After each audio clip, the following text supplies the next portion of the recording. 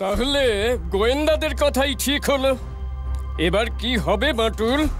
তুমিও যে চ্যালেঞ্জ নিয়ে বসে আছো, অথচ সত্যি এবারের সমস্যাটা একেবারে অন্যরকম।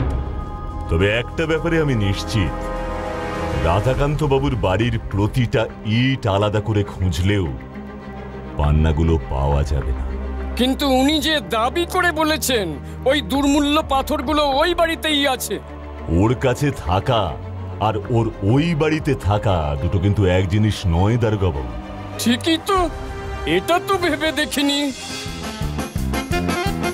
পাঁচিলে একটা ফুটোও নেই যে গলে যাব। ইস, ভিতরে কত রকমের পাখি আছে, বাচ্চুটা দেখলো আর আমি দেখতে পেলাম না।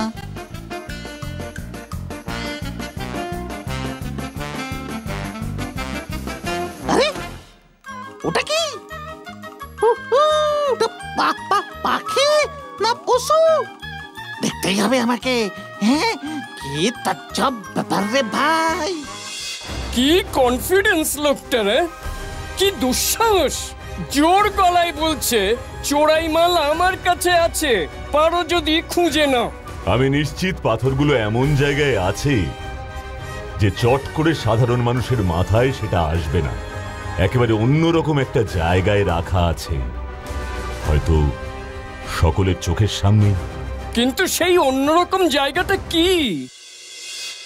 এটা কি?